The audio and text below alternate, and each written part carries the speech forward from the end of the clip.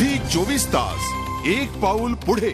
Olympic संदर्भातल्या इतर काही घडामोडी पाहूयात संक्षिप्त स्वरूपात। भारताची नंबर 1 बॅडमिंटनपटू सायना नेहवालला ऑलिम्पिकमध्ये सोपा ड्रॉ मिळाला आहे। क्वार्टर फायनल पर्यंत सायनाला खडतर आव्हानाला सामोरं जावं लागणार नाही। 2008च्या बीजिंग ऑलिम्पिकमध्ये सायनानं क्वार्टर फायनल पर्यंत मजल मारली होती। आता लंडन ऑलिम्पिकमध्येही तिला सोपा ड्रॉ मिळाल्यानं सायना मेडल जिंकण्यात यशस्वी होईल अशी आशा बाळगायला काहीच हरकत नाही। ऑलिम्पिकमध्ये 5व्यांदा सहभागी होईल याचा मला विश्वास नव्हता असं मत भारतीय टेनिस स्टार महेश भूपतीनं व्यक्त केलंय। त्याचप्रमाणे लंडन ऑलिम्पिकमध्ये मेडल पटकावण्यासाठी रोहन बोपन्नाला आणि मला तब्बल 4 मॅचेस जिंकाव्या लागतील। त्याचप्रमाणे ऑलिम्पिकमध्ये मेडल पटकावण्याचं माझं स्वप्न आहे आणि पोडियमवर उभं राहण्याचंही माझं स्वप्न असल्याचं त्यानं म्हटलंय। ऑलिम्पिकमध्ये महेश भूपती आणि रोहन बोपन्नाला मेडलसाठी प्रबळ दावेदार मानण्यात येतंय।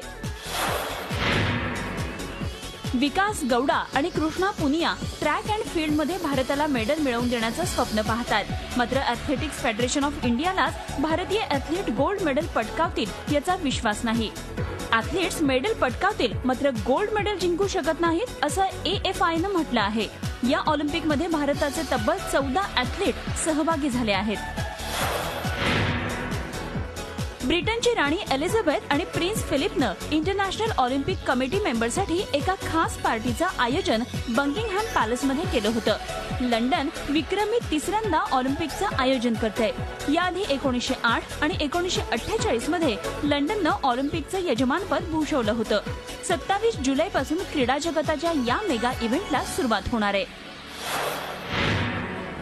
टेनिस स्टार अँडी मरे आणि व्हीनस विलियम्सनं ऑलिम्पिक टॉर्च विम्बल्डनच्या सेंटर कोर्टवर आणली।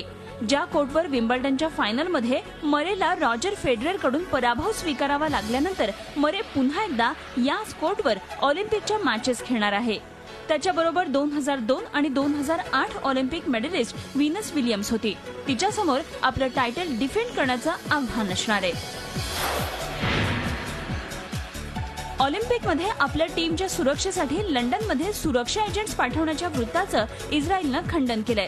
द संडे टाइम्स या ब्रिटनच्या वृत्तपत्रानं 1 दिवसापूर्वीच इस्रायल ऑलिम्पिकमध्ये आपले सुरक्षा एजंट्स पाठवत असल्याचा दावा केला होता।